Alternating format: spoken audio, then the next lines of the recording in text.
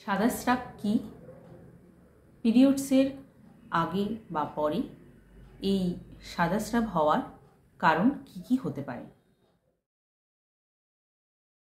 নমস্কার, আমি doctor LP মণ্ডল, doctor Labani's homeopathy clinic চ্যানেলে আপনাদের সবাইকে স্বাগত। হোয়াইট ডিসচার্জ, যা সাদা স্রাব, যোনিস্রাব বা লিউকোরিয়া নামে পরিচিত, এটি জরায়ু বা ইউটেরাস এবং যোনি বা ভ্যাজাইনাল ওয়াল থেকে উৎপাদিত একটি প্রাকৃতিক তরল পদার্থ। এই তরল ভ্যাজাইনাল এরিয়াকে আর্দ্র রাখতে এবং বিভিন্ন সংক্রামক জীবাণুর হাত থেকে ভ্যাজাইনাল এরিয়াকে রক্ষা করতে একটা প্রাকৃতিক উপায়। এটি সাধারণত পরিষ্কার বা সাদা রঙের হয়ে থাকে। আপনার মাসিক বা পিরিয়ডের আগে সাদা স্রাব হওয়ার কী কারণ হতে পারে? আপনার মাসিকের আগে বিভিন্ন কারণেই সাদা স্রাব হতে পারে।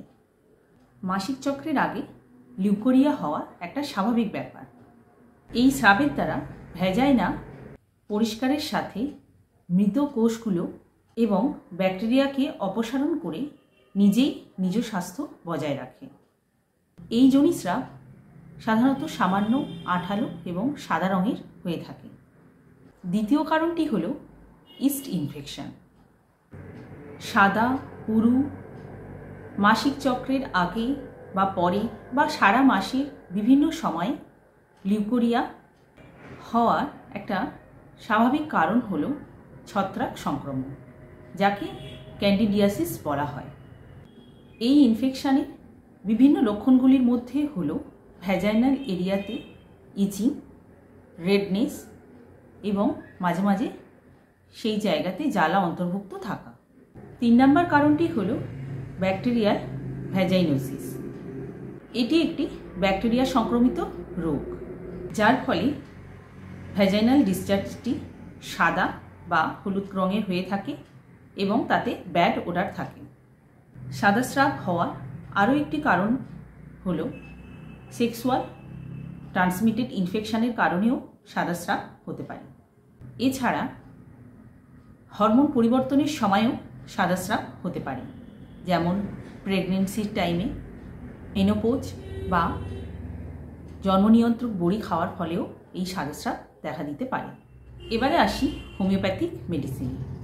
আজ আমি লিউকোরিয়ার জন্য প্রথম সারির 6টি মেডিসিন আপনাদের সঙ্গে আলোচনা করব। প্রথম মেডিসিনটি হল সিপিয়া। লিউকোরিয়া চিকিৎসার জন্য সিপিয়া হল টপ গ্রেড মেডিসিন। যখন ভ্যাজাইনাল ডিসচার্জটি ইয়েলোইশ গ্রিন কালার বা হলুদাবা সবুজ বর্ণের হয় অথবা সাদা দুধের মতো রঙের হয় এবং তাতে প্রচণ্ড পরিমাণে চুলকানি থাকে, কিছু ক্ষেত্রে স্রাবটি প্রচণ্ড দুর্গন্ধযুক্ত এবং মাঝে মধ্যে জ্বালা অনুভূতি হয়, তখন এই সিপিয়া মেডিসিনটি খুব ভালো কাজ করে। এই ঔষধটি সেই সব মহিলাদের প্রয়োজন যারা অনিয়মিত ঋতুচক্রে ভোগেন। এছাড়া যেসব মহিলাদের মেনোপজের সময় সাদা স্রাব দেখা দেয়, তাদের ক্ষেত্রে এই মেডিসিনটি ভালো কাজ করে। এক্ষেত্রে 30 পোটেন্সিতে সারাদিনে মেডিসিনটি 2 বার 3 থেকে 4 দিন অবধি খেতে হবে। নেক্সট মেডিসিনটি হল পালসেটিলা। পালসেটিলা মেডিসিনটি ভ্যাজাইনাল ডিসচার্জের জন্য খুবই উপকারী একটি মেডিসিন।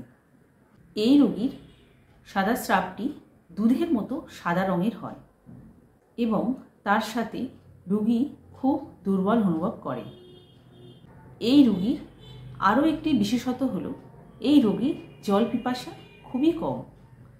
এক্ষেত্রে 30 পোটেন্সিতে সারাদিনে 2 বার মেডিসিনটি 4 থেকে 5 দিন অবধি খেতে হবে। 3 নম্বর মেডিসিনটি হল অ্যালুমিনা।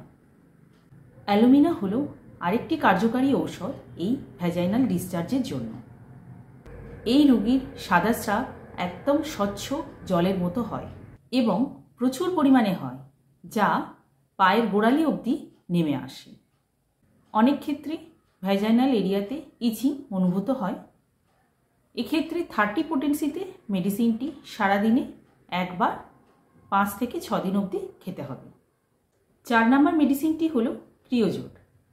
ক্রিওজোট মেডিসিনটি সাদা স্রাবের সঙ্গে যদি প্রচণ্ড পরিমাণে ইচিং থাকে তখন এই মেডিসিনটি প্রেসক্রিপশন করা হয়। এই রোগীর লিউকোরিয়া প্রচণ্ড দুর্গন্ধযুক্ত এবং হলুদ রঙের হয়ে থাকে। এই রোগীর স্রাবের কারণে সহবাসের সময় তীব্র ব্যথা অনুভব করে। এক্ষেত্রে 30 পোটেন্সিতে সারাদিনে 2 বার মেডিসিনটি 7 থেকে 10 দিন অবধি খেতে হবে। 5 নম্বর মেডিসিনটি হলো বোরাক্স। বোরাক্স হলো সাদা স্রাবের জন্য খুবই এফেক্টিভ একটি ঔষধ। যদি সাদা স্রাবটি ডিমের সাদা অংশের মতো অর্থাৎ স্লিমি নেচারের হয় তখন এই বোরাক্স মেডিসিনটি খুব ভালো কাজ করে। এক্ষেত্রে 30 পোটেন্সিতে সারাদিনে 2 বার মেডিসিনটি 7 দিন অবধি খেতে হবে। 6 নম্বর মেডিসিনটি হলো ক্যালকেরিয়া কার্ব। ক্যালকেরিয়া কার্ব মেডিসিনটি ইচিং বা চুলকানির সাথে দুধ সাদা রঙের যদি এই সাদা স্রাবটি হয়, যা একটু পরিশ্রম করলে বা ইউরিন পাস করার সময় বেশি পরিমাণে হয়, তখন এই ক্যালকেরিয়া কার্ব মেডিসিনটি ভালো কাজ করে।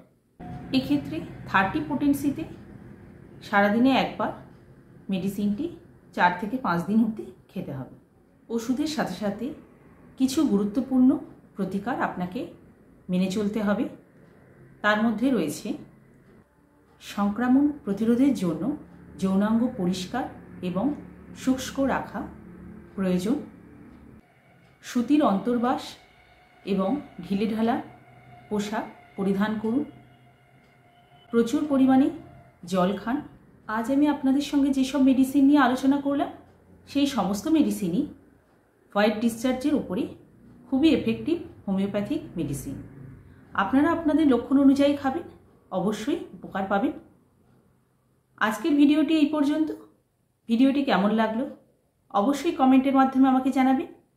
আর যদি ভালো লেগে থাকে একটা লাইক, শেয়ার আর আমার এই চ্যানেলকে সাবস্ক্রাইব করে দেবেন। ধন্যবাদ।